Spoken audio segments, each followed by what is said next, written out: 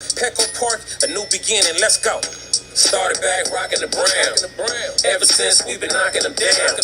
Baby said she wanna go to the game. Taught her how to say Padre gang. Started back rocking the brown. Ever since we've been knocking them down. Mitchell and Ness with the old school name. All of the homies holler Padre gang. Yeah, that. And good day, everybody. Welcome to episode 188 of the Talking Friars podcast and YouTube show. I'm your host, Ben Fadden, coming to you after the San Diego Padres just lost 3 out of 4 to the Philadelphia Phillies. Bryce Harper got hurt in the series. Nabil Crismatt pitched well to start the series. Then he finally did not pitch well, and he's allowed to do that, by the way. Gave up a 3-run bomb today. Luis Garcia was today. Not having Manny Machado obviously is a big factor in this series. There's some Manny updates. I was at the player photo day today. I'll give you my thoughts on that. That wasn't the best situation there. Just the initial thoughts. Losing 3 out of 4 to Philadelphia obviously is not ideal, especially when the Phillies didn't have arguably the National League MVP, or one of the not the National League MVP, one of the National League MVP candidates. They didn't have him, you know, the second half of yesterday and then all of today's game, and the Padres still lost 3 out of 4. Yeah, and Oceanside Boy here says in the comments how the Padres blew a 3-run lead. Yeah, Irie says teams are only averaging 3 runs at home this year. I have no faith in the Dodgers series. Well, yeah, the Dodgers series is coming up this weekend. I appreciate everyone that's in the chat here live. Yeah, this next weekend, the Padres will be in Los Angeles playing the Dodgers. They have an off day tomorrow. Then they have an off day, I believe, on Thursday. So 2 off days in this week. So they'll be well rested for the Dodgers series. That's the good thing. But yeah, it's definitely disappointing, especially, Saturday's game where it was disappointing for both teams, right? The Phillies lose Bryce Harper, and then the Padres with Blake Snell, he was pitching really well, and 8-pitch first inning, and then after he hit Harper, he got the double play. I think that's important to note. Got the double play, got out of it, but then in that 5th inning, he kind of fell apart. There were some hits there that went through the middle, or Cronenworth was playing in the shift and he dove and nearly got it. But there were also pitches that he just hung breaking balls, right? And the Phillies ended up capitalizing on that. That's kind of what I saw today. I was at the game today, obviously, and that's a little bit of what I saw today off of Nabil Crismatt. Yeah, Oceanside Boy talking about Snell, 0-5. Yeah, the Padres have not won a game, I don't believe, this year where Blake Snell has started. Some of that is the Padres offense, and some of that is Blake Snell, and we can get into that in a little bit. But yeah, we're going to talk about this Phillies series. Padres lose 3 out of 4. Some Manny updates a little bit, the whole Bryce Harper injury situation, and of course, your thoughts, preview the Arizona series a little bit, and what you should be worried about and what you shouldn't be worried about with this Padres team right now. We could start with Thursday's game. Again, feel free in the chat, your comments, your questions, feel free to put them in there. Thursday's game, the Padres lost 6-2, and Joe Musgrove, he finally hit that bump, if you will, Finally. He's human. Finally. He didn't pitch like an amazing starting pitcher that day. Okay, whatever. That's one of the games here on Thursday. You just move on. Adrian Morejon was placed on the 15-day IL due to shoulder soreness before the game. And who was called up? I forget who was called up to replace him. But yeah, putting Morejon on the IL sucks because he has been one of the more reliable relievers since he's returned. I know he had that bad outing, I think, in Colorado. But other than that, he had those 2 shutout innings against the Mets. And then I think his last appearance before he was put on the IL on Thursday, he pitched good as well. So that's definitely a bummer. Pre-game, I spoke with Peter Seidler, and I was by the dugout, and I told him, I posted this on social media, by the way, as well. And I told him, I trust that you'll be able to extend Joe Musgrove. Literally told him that. And he replied back to me and told me, "You can trust in me. It's just going to take some time." So that's literally from the horse's mouth. You're not having to listen to sources who may be real or may be fake, or people, random people on Twitter saying sources confirm this. You don't have to listen to, no disrespect to these guys, the Kevin Aces or the Dennis Lins. I literally talked to Peter Seidler. I have a picture with him up on social media to prove it. And he said the Musgrove extension is just going to take time and that we can trust in him that he'll be able to get a Musgrove extension done. So maybe that's your assurance that you want. If you're still going to be panicked about it, okay. Am I panicked about it? No. Am I keeping tabs on it? Of course. I'd rather have him be signed right now before they get on the plane to Arizona, have Musgrove be signed to that extension, than continue talking about it. But I did the best that I could. I literally talked to Peter Seidler, the guy that hands out the check, to see what he thought about it, and that's what he told me. So that was a little bit of news before Joe Musgrove took the mound on Thursday, where he gave up 6 earned runs, 6 innings, 7 hits, walked 1, struck out 1, gave up those 2 home runs. I think it was Romuto and Schwarber that got him. And there's not a whole lot to take away from the Musgrove start. He just didn't totally have it. And even if Jake Cronenworth was playing in this game, and Jake Cronenworth wasn't playing in the game because he was resting, but let's say he was playing in the game, the Padres still wouldn't have won the game, I don't think. They lost by 4 runs. I don't think Cronenworth would have made up 4 runs, especially, when he got, I think, 1 hit in this series. He wasn't a huge game changer in this series offensively. He made some good defensive plays today at second base. Still can't hit it to the Crone zone, as you can see in my shirt here that my mom made. But look, Cronenworth would not have changed the game on Thursday night. So I can't be totally mad about Thursday night's loss. I'm more mad about Saturday's loss. And I mean, kind of mad about today's loss, but it's kind of one of those 3 out of 4 series, those 3 out of 4 games that the Padres lost in this series, where it's hard to be like pissed off about it, if that makes sense. Like, Bob Melvin literally didn't play Jake Cronenworth on his bobblehead night on Thursday. Manny Machado is hurt. I thought he was going to make a pinch hit appearance sometime this weekend. Watching him, was it Friday? I think on Friday before the game, I was watching him and running on the field, jogging, doing all that stuff, his agility stuff, and I thought he looked fine. And he was hitting in the cage on, I think, yesterday. And it was like, give this guy a pinch hit appearance. If he can't run out a ball, okay, whatever. I'd rather have him have a pinch hit appearance than, I don't know, a Zokar.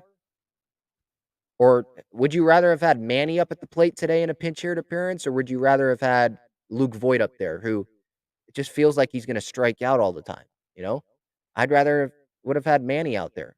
If Manny hits a grounder to second, okay, you don't have to run to first base, and he could have, right? There were people that were making a significant deal that he hasn't run the bases yet. It's like, if he hits one in the gap, do we have to worry about him running the bases? He can just jog to second. Or you could pinch hit him and he hits one in the gap and a runner scores. Let's say it's a runner in scoring position opportunity in a situation like that, hits one to the gap, just stay at first. Like, we don't need him to run. Like, just a pinch hit appearance. I'd rather have him up the plate than some other guys right now, you know? But no, right now, the Manny update is he's taking BP on the field. He's running a little bit. Today, I was at the player photo day, and I watched him walk from the dugout all the way to the bullpen, and Drew Pomerantz was in the pen. I think Clev was throwing in the pen a little bit. Maybe Musgrove a little bit was throwing as well. And Manny was just standing in there, just taking pitches, just seeing pitches from Pomerantz, Clev, I think Musgrove as well. That's pretty much the update. If they can't retroactive him anymore, I don't believe, to the 10-day IL. So I don't expect them to put him on the IL at all. He got the injury last Sunday, so it would be 1, 2, 3, 4, 5, 6, 7, 8, 9. So Wednesday would be the 10th day that he would be taking up a roster spot. I think he could get in a game before Wednesday.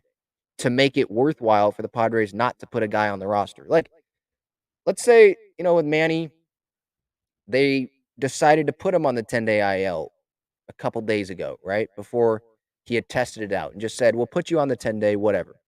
And because we want to get a fresh body up here. Okay, so who are you going to bring up? You're going to bring up Brent Rooker and not use him again? So get what I'm saying? Like, I'm totally fine with the Padres not putting Manny on the IL. Manny knows his body. Even if he doesn't play in these next 10 days, again, I would think that he would pinch hit at some point during the Arizona series coming up on Tuesday or Wednesday. Um, if he doesn't, then definitely would play the Dodgers series, I would think. Like, what I've seen from him, yeah, is he still being a little bit cautious and precautionary with his ankle and moving, jumping back and forth. I saw him when he was coming down the dugout steps today. He was hobbling a little bit, but it's not like he needed any help going down the dugout steps, if that makes sense. So, yeah, he's definitely being cautious. You could tell that he still can feel it a little bit, but in terms of getting a pinch hit at bat, I would definitely think that he would do that on Tuesday or Wednesday. That's the Manny update. And getting back to this Thursday game, and yeah, Musgrove didn't pitch well. Croney wasn't playing. Manny wasn't playing. Voit wasn't playing. Obviously, Tatis wasn't in there. Myers isn't in there. Like, this was a bad lineup. It was their worst lineup of the season. So you put all those things together, you can't tell me that you expect to win that game. Remuto and Schwarber homer. You can't tell me that you expect to win that game. So that's kind of just a flush it down the toilet game on Thursday. Padres lose 6-2, 44-28 was their record. Moving on to Friday's game, Padres won this one 1-0. And wow, this game, it was definitely nerve-wracking. I would say that. Like, a 1-0 game, and of course it was the Nola brothers that took center stage in this game, right? Austin gets the big hit to right field off of Aaron. Look, am I the biggest fan of Eric Hosmer? No, I'm not. But props, he got the double that set up himself to score on the Nola RBI. So props to him. I thought he actually hit pretty well today.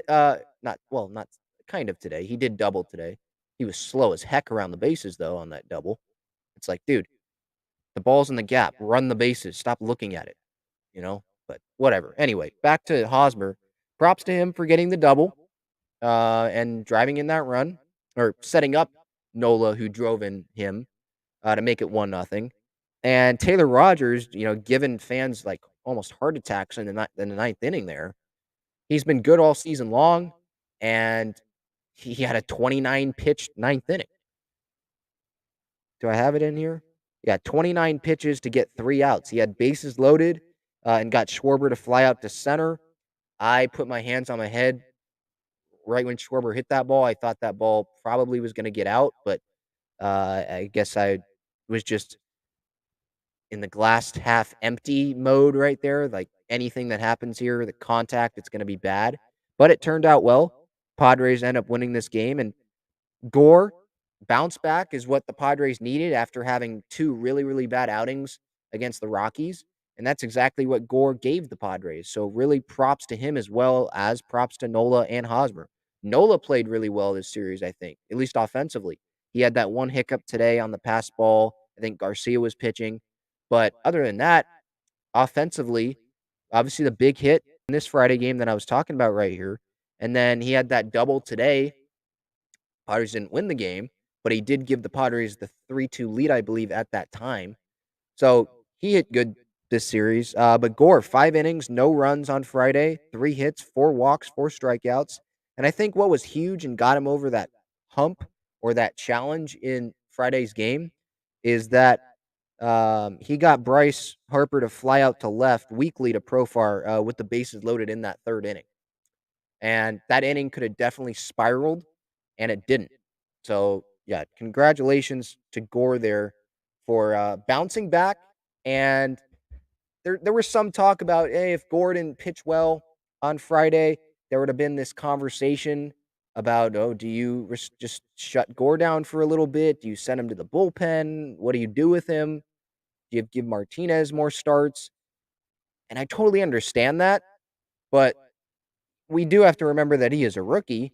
And right now, what is he? Either 3 or 4 start? Is he either 3 starter or their 4 starter in terms of confidence? Musgrove, and then Darvish, and then is it Mania before Gore? I would put Gore before Mania.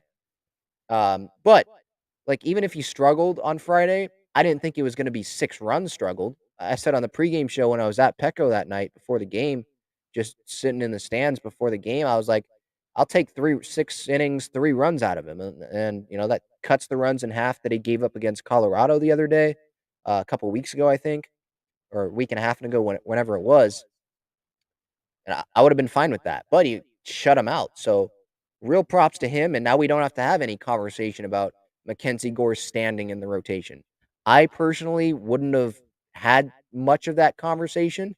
I didn't think that Mackenzie Gore was an option to go to the bullpen just because he struggled for 3 starts.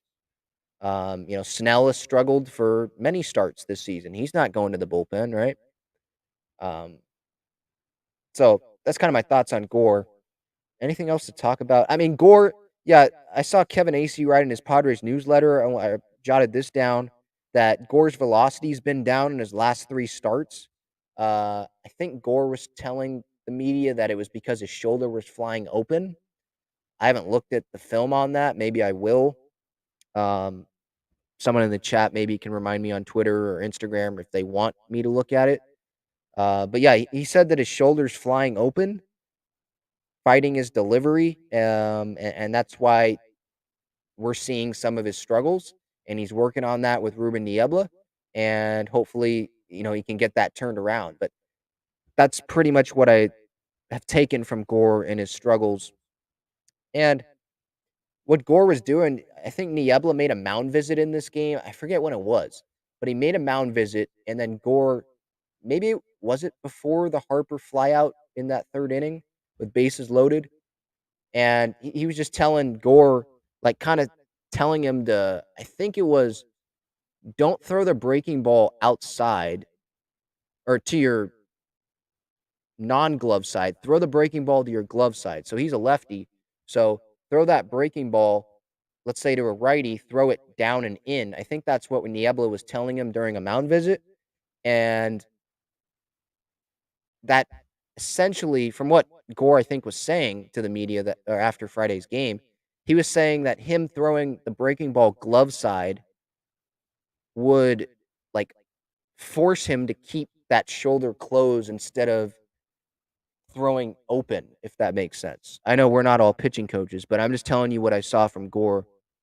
If that makes sense to you, it makes sense. If it doesn't, I'm sorry, it doesn't. But that's pretty much what we're seeing out of Gore right now. And it was great, really, really great to see him bounce back on Friday night. By the way, it was great. I went to the Padres Twitter meetup during the fourth. I don't know why the meetup is in the middle of the 4th inning. I don't get why it can't be before the game because I like to watch the game.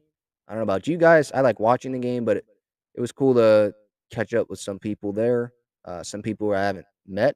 So that was cool. Um, just checking through the comments here.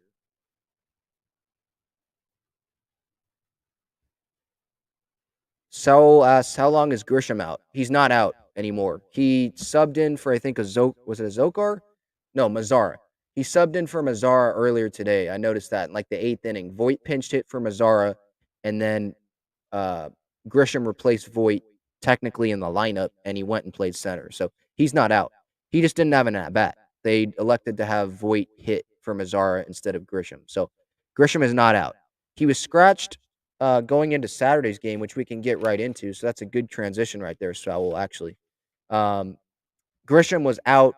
He was scratched from the lineup with right shoulder soreness. Bob Melvin said after the game yesterday on Saturday that Grisham had felt the shoulder soreness while he was swinging off the tee. When you're swinging off the tee and you're feeling shoulder soreness, that's not great. So I don't know if he's going to swing and be in the lineup tomorrow, but he's back in the field. So it doesn't seem like it's a major issue. John says the bullpen is a problem area. Maybe some parts of it, but look at the stats. Chris Matt struggled today. This guy's like almost all-star caliber numbers. It's his first runs that he's given up all month long in June. We're June 26th right now. So I wouldn't be worried about him. Luis Garcia, people seem to overreact about him. He pitched tremendously on Friday. Taylor Rogers, yeah, he had 29 pitches the other night. Not worried about him. Um, Robert Suarez, I have no idea what's going on with Robert Suarez. I think I saw him throwing flat ground today when I was on the field. But I have no idea what's with him, what with Pomerantz. But with guys in the bullpen, you go down the list. There's some guys that you're worried about, but I'm not worried about a ton of guys, if I'm being honest. Like, the bullpen's actually been pretty solid. I'm not worried about Chris Matt. I'm not worried about Martinez. He's technically in the bullpen. Ray Kerr, whatever. So, Stammen and Ray Kerr, I guess those two you could say. Are you worried about them? Maybe. But Curry's just filling in because Steven Wilson was put on the IL before today's game. And Taylor Rogers, not worried about him. Garcia, not worried about him. Tim Hill, it's kind of hard to be worried about him when he's just like a matchup guy, really. Then Chris Matt, I obviously already said I'm not worried about. Martinez, already said I'm not worried about. That's their bullpen right now. Rogers, Garcia, Hill, Chris Matt, Stammen, Martinez, and Kerr. So I'm not as worried about the bullpen as maybe some others are. John says the Padres need to reload. Why? Why do they need to reload? They are 45 and 30, 15 games over 500, playing without Manny, playing without Fernando. Cronenworth got like one hit this series. Don't understand that point, but we'll move on. So Saturday's game, Padres lost this one 4-2. This one was frustrating for both teams, as I said in my post-game recap that I put up on the YouTube channel and on Twitter, Instagram, TikTok, all that, at Talking Friars. Because the Padres, you had Grisham scratched. I know he's good now, but you had him scratched. You had Snell pitch good and then pitch bad in that fifth inning. And then the Phillies side of things, it felt like they lost last night probably for their fans, even though they won. Like, I don't think Phillies fans really cared that they won yesterday. Yeah, yesterday, because Bryce Harper got hurt. And that's what really we can address. I mean, top of the fourth, Blake Snell, he had been cruising. 8-pitch first inning. He had like 31 pitches, I think, through 3 innings. I saw that somewhere on Twitter. And then he hit Bryce Harper in the hand. I think there was 1 out at the time. Hit Harper in the hand. And remember, Harper in his career, he'd already been hit in the face. I was hit in the face in Little League kind of with the same injury that he was. And he was saying after the game, like, dang, I kind of wish that I would have been hit in the face there, not in the hand, because the face, if I was hit in the face, the bones, nothing would have broke there. But I was hit in the bones in my hand, and now it's fractured. I have a fractured thumb. So that's pretty much what he was saying after the game. But yeah, I posted the video on Twitter at Talking Friars, where whenever I'm not at a game, I'm posting highlights, and I think the video has like 100,000 plus views on it. And some fans were mad about the Blake Snell hit by pitch, saying that he meant it, which he obviously didn't. If you just watch the freaking video, he did not mean it. And Blake Snell, I mean, well, both guys, if we're being honest. Both guys, Snell and Harper, they felt bad. Like, Snell, he felt bad immediately after he hit Harper, and Harper went crumbling to the ground because he knew he didn't want to do that. And why would he want to do that? You're trying to redeem yourself. You're trying to guide your team to a win. You're trying to strike out Bryce Harper, one of the best hitters in baseball. Why would you try to hit him? And if someone tries to hit another batter, they don't do it in the head area, up area by the wrist. It would have been at his head if he didn't move, but I know it's human natural reaction. You try to hit him in the butt, hit him in the lower body, the legs. So, yeah, obviously the ball slipped. And I saw that also on Twitter a little bit, that some were like, yeah, definitely it's the ball. And yeah, Patrick Daly on Twitter, I think he has seats down in the Lexus Club, so really close to the field. And I think I saw on Twitter that he's heard that some pitchers, like, they just keep throwing out the ball until they get like a ball that they like that's not slippery or anything. So maybe that's what that was. I have no idea. Or it just slipped. Maybe because Blake Snell is human. So any Phillies fans that say that Snell did it on purpose or anything, you're just stupid. I totally understand Phillies fans being mad. I understood Bryce Harper being pissed off at Blake Snell initially and cussing him out, saying effing throw the ball over the plate. I totally understand that because he was mad. I'd have been mad too if I knew that my season might be over because I just got hit by a 97-mile-an-hour fastball. I'd be pissed off as well. But then he apologized before he left the field. He was like, "My bad. I know you didn't mean it. I'm just pissed off, Not pissed off at you. I'm just pissed off, genuinely." I understand that. So both sides weren't at fault. You know, Snell didn't mean it. Harper didn't mean the cuss words and the words that he initially barked back at Snell in the video I posted. So all things are good there. I know Phillies fans, they're still going to be pissed off probably at Blake Snell, and I understand why they are, but look, he didn't mean it. And when Bryce exited, it probably gave the Phillies, this motivation to go win it for Bryce. And that's what kind of makes yesterday's loss the most frustrating loss out of any of them this series, if that makes sense, because they didn't have Bryce Harper for the second half of the game. And even when Bryce Harper, excuse me, not Bryce, when Bryce got hit, Blake Snell was still pitching well. Had he allowed any runs to that point? I don't think he had. Um, he went 5 2/3 innings and he gave up those 4 runs, I think, in that 5th inning. He got the double play, by the way, to end the 4th inning. And fans are like, "Oh, Blake's collapsed after he hit Bryce." It's like, no, he finished the 4th inning off. He came back out for the 5th inning, and then that's where he just sucked. He was leaving pitches over the plate. It's just what happened. Some were a little bit unlucky, but most of the time it was just leaving breaking balls over the middle of the plate or fastballs up to like Schwarber, guys like that, and they capitalize on it, right? Maybe was it CJ playing shortstop yesterday? A pitch to Didi Gregorius, I remember, fastball, just took it, ground ball, should have been a ground ball to short, but it got through because CJ wasn't playing where the ball went, obviously, but it would have been a grounder. He just got tattooed pretty much in that 5th inning. So I have no idea why.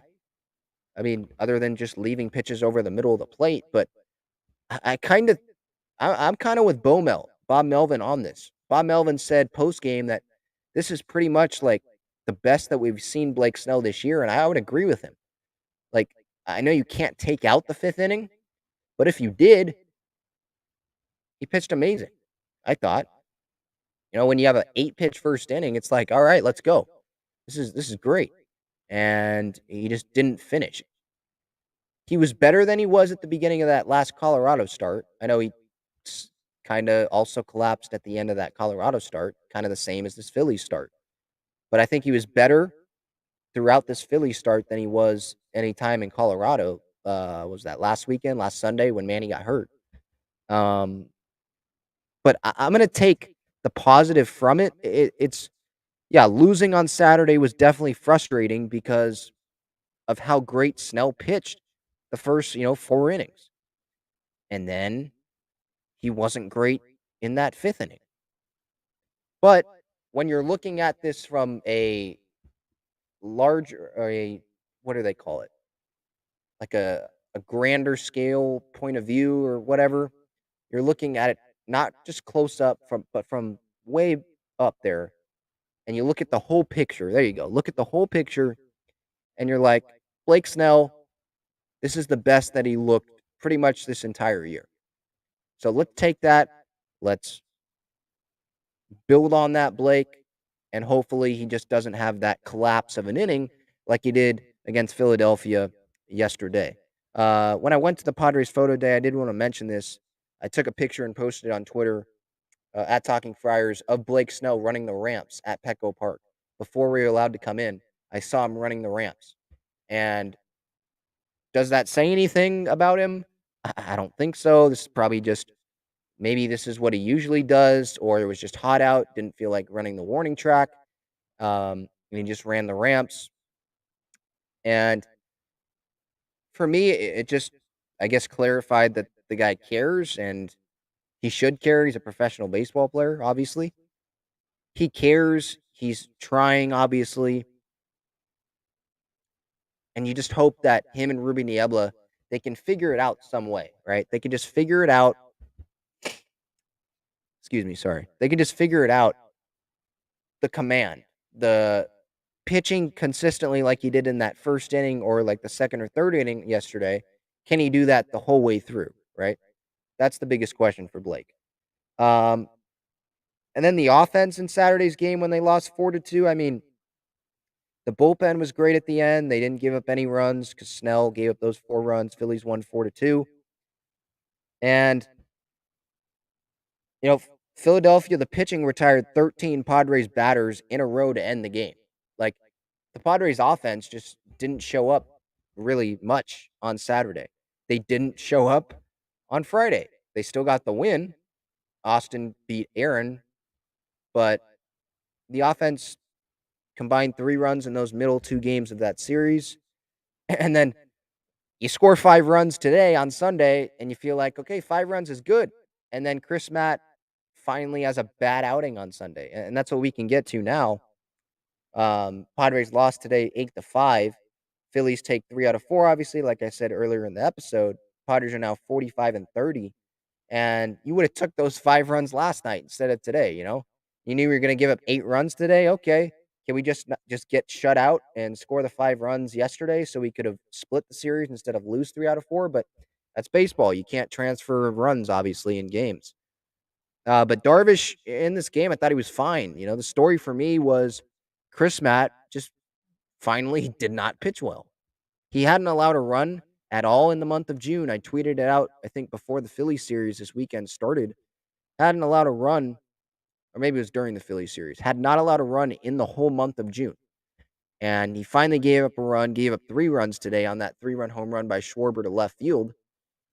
And it's like, okay, yeah, it sucks the Padres lost, but Darvish was fine. 6 innings, 3 runs, a quality start. I think it was a season high 9 strikeouts for him. Um, you know, and Chris Matt, okay, if you have one bad outing a month like Chris Matt's on pace for right now for the month of June, I'll sign up for that every day. Any day, you know? And that's just what happened. Luis Garcia had that pass ball, I think. Well, Nola had the pass ball. That scored an extra Philadelphia run. And you can't be mad at the offense. They scored 5 runs today. Austin Nola came through big with a double.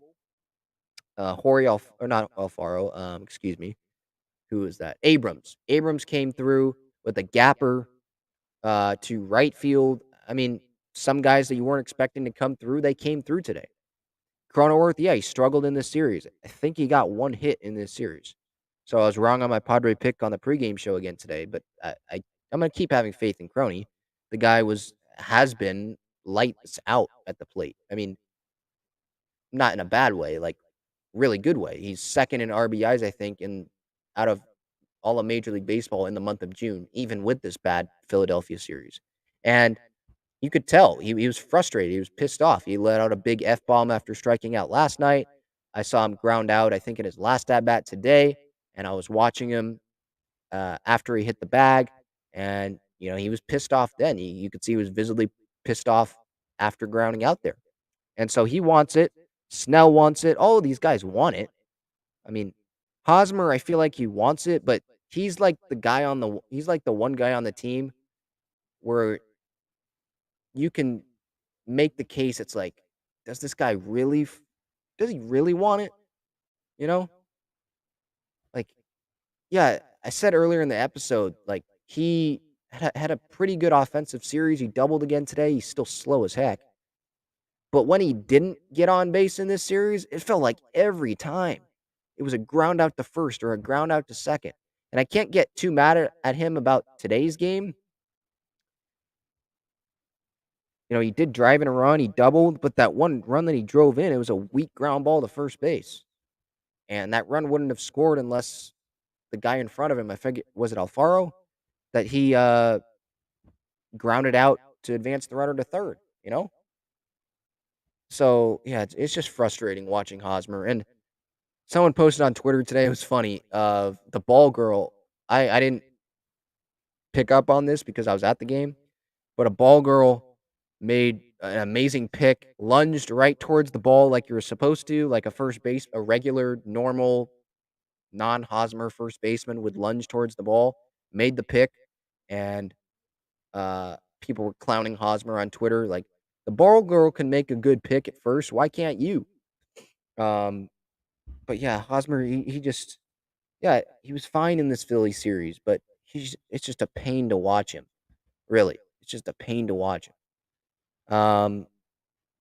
Where to go from here? I mean, Arizona, this next series coming up for the Padres. Arizona's what are they? 33-41. Padres, I believe, just swept them last week. I would expect Manny to play. Manaya, I think, is pitching on Tuesday. And it's big that the Padres get a rest day tomorrow. They get a rest day on Thursday, I believe. I think they played 31 games in 31 days or something in this last month stretch. So they have definitely been taxed. The bullpen can use it. The rotation can obviously can use it. The Padres lineup can use it because not only does the lineup get rest, Voit has been nursing that hamstring injury a little bit, but you give Manny an extra day of not having to make a decision if he wants to play or not. Because I think, yeah, the training staff will help make the decision, but I think Manny at the end of the day, he knows his body next. What the heck? He knows his body best. So he's gonna tell the trainers if he thinks he can have a pinch hit appearance or not. And I would think that he'll be able to do that either on Wednesday or on Tuesday in this Arizona series.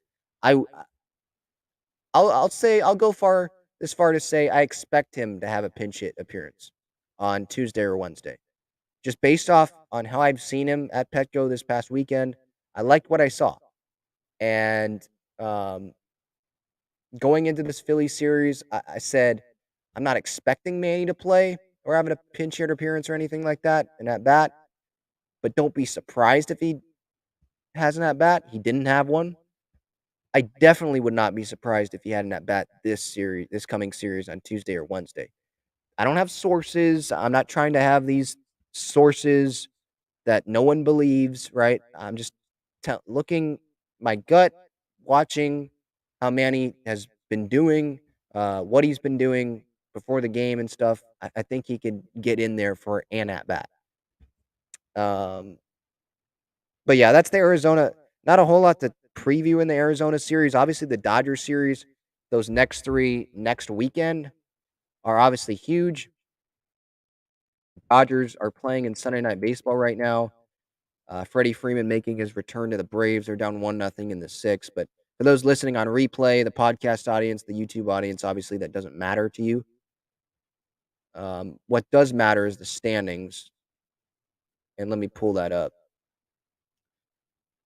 Because, yeah, the Diamondback series, it's kind of weird that the Diamondbacks are only 2 games. You don't really see that a whole lot, especially a divisional opponent. Maybe you see that in an interleague series. You know, the Twins come to town, they play 2 games, something like that. But the Diamondbacks only 2 games here. And right now, as it stands, obviously the Dodgers are in progress. Dodgers are 44-26. The Padres are 45-30. The Padres are a game and a half back of the Dodgers. So if the Dodgers lose, then the Padres will be a game back. If the Dodgers win, they come back against the Braves. The Padres will be 2 games back. They are 4 games up right now on a wild card spot, so they're in a good spot there. And San Francisco's a half game back of a wild card spot right now. They're in 3rd place in the National League West, 39-33. They got smacked against the Reds today. That was fun to see. Gil says the Padres can take 3 out of 4 from the Dodgers. Interesting. We don't know the pitching matchups, but I believe Musgrove is slated to throw then, right? Who would it be? The Arizona series, it's Manaya? Let me check that. Manaya on Tuesday after the rest day tomorrow. And who would be on Wednesday? Come on, Wi-Fi, load.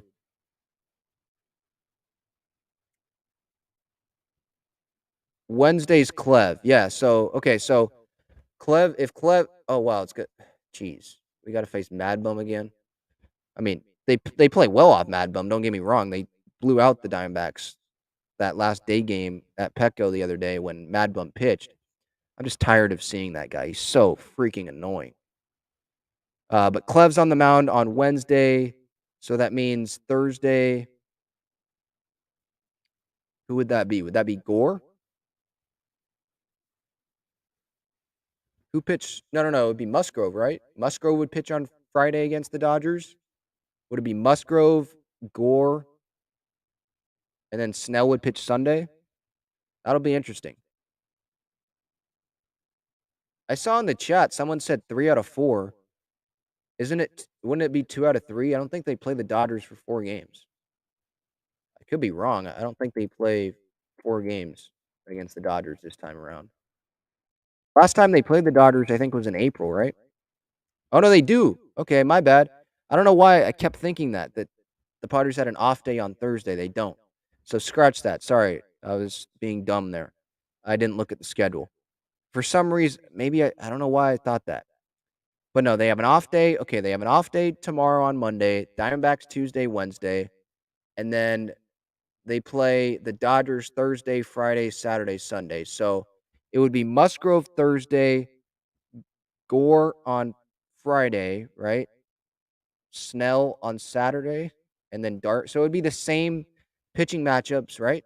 Or am I forgetting one other? Am I forgetting? Martinez is in the bullpen, so I don't think I'm forgetting anyone. So yeah, it would be the same. I think it would be the exact same starting rotation or starting matchups that they had this weekend. All right. Yeah, so Gil, you're right. My bad. 3 out of 4. Yeah, I would definitely take that, obviously, against the Dodgers, who are the team to beat in the National League West, obviously, right now. They're ahead of the Padres. But we can talk about that more later in the week because still got the Diamondback series to look at Tuesday and Wednesday. Zach Gallen, is it Zach Gallen? I think it's Gallen on Tuesday for the Diamondbacks, and then Mad Bum on Wednesday, obviously, like I mentioned, against the Padres and Mike Clevenger. Anything else here in the chat? By the way, this is episode 188. If you're just tuning in of the Talking Friars podcast and YouTube show, talking about the Padres losing 3 out of 4 to the Philadelphia Phillies. This episode is brought to you by Gaglione Bros Famous Cheesesteaks and Garlic Fries. You can visit gaglionebros.com to view their entire menu, their locations, their addresses, the phone numbers, all that. They're located in Mission Gorge, in Point Loma, and inside Petco Park. Every home game down the third baseline is their main location across from the Valley Sports pregame and postgame broadcast booth. Great sponsors. A couple weeks ago, I gave away those free sandwich cards. So if you got one of those, hope you enjoyed that. And I also gave away one of the Manny bobbleheads. I think her name's Tanya. I gave that away to her, along with one of the Musgrove shirts. Is that this week? These days are just mixing together. It might have been this. It was either this week or last week that I think it was this past Monday that I gave that away. Gave away a couple tickets on what was that Friday night to a couple Padre fans. So stay tuned for giveaways. At Talking Friars on Twitter is usually where I do those giveaways. Turn on the post notifications so you don't miss when any tweets go out. When I go live, I send out a tweet whenever I go live with the link. If you don't have the post notifications on or the notification bell pushed on this YouTube channel, Talking Friars, again, I hope you subscribe to the YouTube channel. I don't like plugging that too much because if you think that this is great Padres content, which I hope it is for you, daily Padres content, you will know to hit the subscribe button. So I don't feel like I should just keep repeating that like some channels do. But I would appreciate that. The channel is growing, and I appreciate everyone's support. It means a lot. Getting closer to 1,000 subscribers. And once that happens, then the listeners, the viewers, they can start implementing some super chats like John and Jim do on the wrap-up show. And I know that some Padre fans have wanted to do that. So, again, I don't do this for the money. I do pregame shows before every Padres game, most games. I don't get paid for that. I do post-game reactions after most Padre games. Don't get paid for that. I don't do it for the money. I do it because I like talking Padres baseball with you guys. And so I really appreciate the support. Anything else to talk about? I did want to kind of finish on the Padres photo day thing that happened today at Petco. I don't know if there's, let me know in the chat if there's any season ticket holders in here right now live. But I went to the photo day.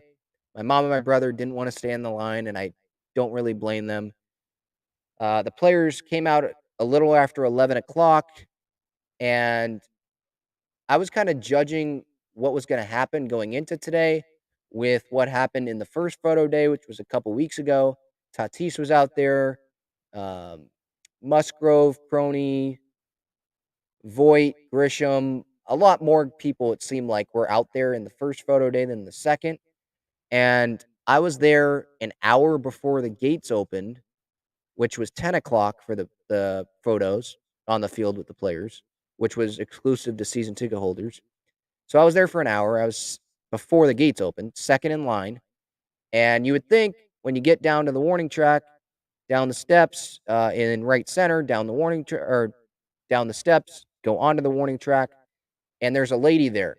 And I'm like, which way do I go? Can I go this way to the left to down the Padres side, down by their dugout? Because I figured the Padres are going to go by the Padres dugout. And there's the warning track. All the fans went all the way around the warning track, and it was jammed. So wherever they directed me, that's where I was going to have to stay pretty much. And so I was the first one there. There was no one on the warning track, essentially.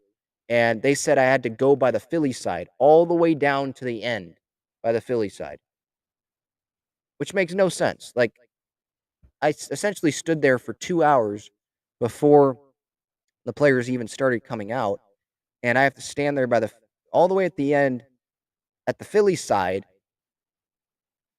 and pretty much wait for any players the Padres send over to our side, because there wasn't really anyone that came all the way around from the Padres side, all the way around the warning track, all the way around to the Phillies side. There wasn't.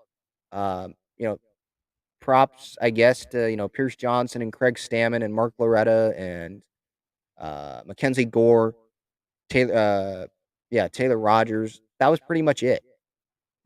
All the big guys, I'm wearing my Crone Zone t-shirt. I wanted him. I wanted Musgrove, right? Those are the two big guys I wanted. And I stood in that line so that I could be first and I could get a pick, because I thought on the email that they sent to the season ticket holders that we were going to be able to pick where we wanted to stand. That wasn't the case. And so that was disappointing. And I know that some fans don't have season tickets, and they're probably like, why are you whining? You know, we would have loved to be there. And that's why I said on Twitter, when I pretty much said this on Twitter earlier today, it's like, I don't want to complain too much, because I know that there are a lot of people that are less fortunate and less blessed than I am to have a family with season tickets and be able to do all this stuff. But, you know, I think if people were in my shoes and stood there for 2 hours before the players came out, you would have wanted to be able to go by the Padres dugout, you know, not even by the dugout, just on the Padres side down the first baseline, instead of having to go way down by the Phillies, while people that got there at like 11:30 or something like that got to go down by the Padres side. That doesn't make a whole lot of sense to me. But maybe I'm just talking to a wall, because maybe some of you guys aren't season ticket holders, but I did want to talk about that in case anyone else were season ticket holders and maybe faced a similar experience. So hopefully the Padres clean that up for next year or whenever they have another one. And it just didn't feel like a real, like, exclusive event because there were thousands of people there. Like, maybe they should divide the events up into tiers, or have more days, or have like players taking pictures or signing autographs uh, in like a smaller setting, and having just more of those. You know, the players get paid $30 million a year, like the Mannies of the world, and Musgrove hopefully soon will be. Like, I think that they can take a half an hour to do that for a small group of Padre fans every couple weeks during the season. Like, they can spread it out if they want to. Having thousands of people on the warning track and players just walking by, that just doesn't seem really that exclusive to me. Maybe I'm wrong, but again, maybe I'm just talking to a wall because maybe some people, probably a lot of people, don't have season tickets. But I wanted to talk about that. All right, let's get to if there's any more chat stuff, any comments or questions here in the chat, and then I'll get out of here. John says, hate to say it, but the tension between Snell and Harper is great for the sport. Two of baseball's most famous clash. Good storyline potential anyway. There's no storyline there, John, though, like there just isn't. You know, I don't know why, but like my thoughts directly go to San Diego Union Tribune writer Nick Canepa.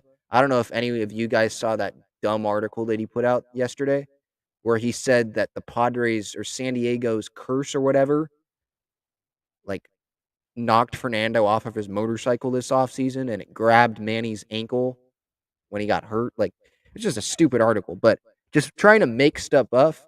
Can I even talk? Trying to make stuff up just to get attention on him or something. It was a stupid, stupid article. Really stupid. I'll just keep saying it. It was a stupid article. That's pretty much all I can say about it. Go look at it on Twitter or whatever. I think I posted a screenshot of it with some quotes the other day. I think it was yesterday. And John, I'm not hating on you. I'm just saying anyone that says two of baseball's most famous clash, good storyline potential, like there's no storyline there. Like if you watch the game, you watch the video, like you have the full context of it. Harper and Snell, they apologized to each other. Harper was very complimentary of Snell after the game yesterday from quotes that I saw from Phillies reporters. And yeah, Harper was pissed off at Snell because he got hit by a 97-mile-an-hour fastball. I'd be pissed off as well. But then he realized, hey, Snell wasn't trying to do it. He probably saw the video when he was getting an x-ray or something, before he got an x-ray or whatever, and saw that immediately, right when Snell hit Harper, he was mad at himself. He was pissed off at himself. And he kept saying, my bad, my bad, my bad. You know, he didn't mean that. So there's no clash. There's no storyline here. The Phillies didn't retaliate or anything because they knew that Snell wasn't trying to do it. Hoskins, yeah, I heard that he was cussing some people out and he was getting a little pissed off and reactionary.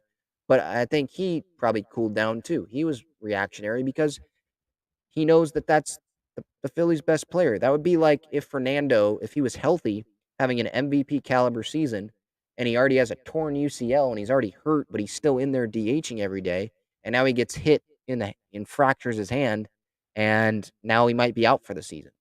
I'd be pissed off too. I'd be really pissed off. And that's just all the Phillies fans and Rhys Hoskins and Bryce Harper, like immediately right after he got hit. That's what it was. They were just pissed off, not at Snell necessarily, but just pissed off in general because they know that the Phillies probably aren't going to make the postseason if Harper's out for the rest of the year because of how great he's been.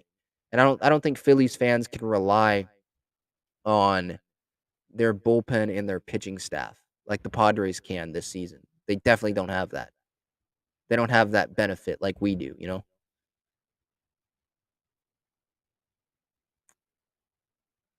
Gil's calling Madison Bumgarner Madison Scumgarner.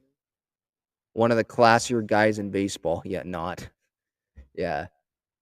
I mean, when Max Muncy hit a tank off him in San Francisco and he flipped his bat and Mad Bum got mad and Muncy said, go get it out of the water. Like, I hate Max Muncy. I also don't like Madison Bumgarner either. But Madison Bumgarner, I mean, dude, just let guys celebrate. It's okay. He hit a absolute bomb off of you. Let him celebrate. Jeez. So you get your 2,000 strikeout the other day, and if you wanted to celebrate, Manny's going to get pissed off at you, or Profar can go charge the mound or something. Like, you can't have it both ways. He just thinks he's God's gift to the world, and he's not. He was great with the Giants. I understand that, but he just I don't know. He's just annoying. Really, really annoying. I don't know if any of you guys have the same thoughts, but he's just annoying. Lakum asks Benintendi to the Padres on a scale of 1 to 10. John says 7. I'd put it less than that. But where would Benintendi play? He'd play left field? Profar's in left. I'd rather have Profar than Benintendi. I'm not even looking at the stats right now. Here, I'll pull up the stats. Profar's WAR right now is 2.4. Out of the leadoff spot, he's playing really, really well. And he's really comfortable in the leadoff spot, more importantly. So Benintendi's WAR is 1.7, so he has a lower WAR than Profar. Profar has more RBIs. He has a little bit lower on base percentage, not a lot though. He has a higher slugging percentage, a higher OPS, a higher OPS plus. He has 5 more home runs. So Profar's the better player. I think Benintendi would play left field, right? I don't think he's playing right field, is he? Let me see. Yeah, left field. He hasn't played center at all this year, according to his game logs. He hasn't played right. The only games that he's pinch hit for 3 games, and he's played left field in 66. Would they move Profar to right field? I don't know. Profar, he's been really, really good with his arm in left field. He threw out Castellanos today in left field. Like, don't run on Profar. He's done it a lot this year. So Benintendi to the Padres, I'd probably put a less than a 5. Would I want him? I guess I'd be open to him, but like I still want to see what Brent Rooker has. When Will Myers comes back, maybe he can give you something. Nomar Mazara, I still like what I've seen out of him. I still think Abrams will get some reps at some point in the outfield. Esther Ruiz can come up at some point late this year. That's what Jim Callis was telling me the other day. So, no, I don't think Benintendi will come to the Padres. John says, I'm talking fiction. Sorry, I was misunderstood. I don't know anything about what actually happened outside of what you told me. Oh, with the Harper Snell situation. Yeah. No problem. No problem. He also says, I appreciate the content. If it weren't for you and the wrap-up show, I'd be out of the loop on the Padres. I don't have cables, so no live games. That sucks. Yeah, that sucks. So, at Talking Friars on Twitter, any games that I'm not at, I post highlights. So you can watch it. You can look at stuff there. I'd recommend that. And yeah, I love John and Jim and how they have just welcomed me with open arms on their show. I was in studio live for the last couple hours of their show this past week on Tuesday. And I have some of those highlights on this YouTube channel if you're interested in checking out that. They've had me on their show, on the wrap-up show on YouTube. They've been nice enough to come on my show a couple times. I'll have both of them on probably some point this year as well. And maybe I'll be going into their studio a couple more times. We'll see. But yeah, I really appreciate if they're watching or listening. Don't know if they are, but John and Jim, I definitely appreciate how nice you've been to me and just the platform, I guess, that you've given me. I appreciate that.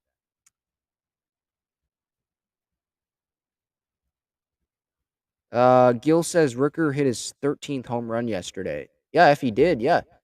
He's an option. I'd rather see him than Benintendi, to be honest. I don't know what Benintendi's contract situation is. Let me look that up. But, I mean, Rooker's been called up twice, and he hasn't had an at-bat yet. I don't understand why that's the case at all. Like, if you're going to bring him up, bring him up. Give him a chance. He's a free agent at the end of the year, making $8.5 million this year. Like, I'd rather just see Rooker. I don't know. I'm not that big of a fan of Benintendi on the Padres because he played left field. Profar's playing left field right now, and Profar's the leadoff hitter until further notice. So yeah. But Rooker, yeah, it seems like he's playing pretty well out there in AAA. Ruiz is playing well. Camposano, I think, is hitting pretty well. Abrams has struggled a little bit, but he had a pretty good game today, so hopefully he can take that into the Arizona series. But yeah, I think that'll do it. We've hit about an hour. This has been episode 188 of the Talking Friars podcast and YouTube show. I am Ben Fadden, your host. Daily Padres content on the YouTube channel. For the podcast audience, I appreciate you for listening. The Padres lost 3 out of 4, but I'm not worried about this team. They're still 15 games over 500 without Manny, without Tatis. Hopefully, Manny has a at bat in this Arizona series coming up, and I think the Padres are in a good position to win that Dodger series at Dodger Stadium. It's a 4-game series at Dodger Stadium, and I think they can take 3 out of 4. Obviously, injuries are a big factor, and a lot of things can change by the time we get to Thursday. But I'll talk to you maybe on Tuesday or maybe on Thursday. Definitely on the pregame show on Tuesday, like I always do. So that's it. Thank you so much, everyone. Go Padres. Have a good night. See ya.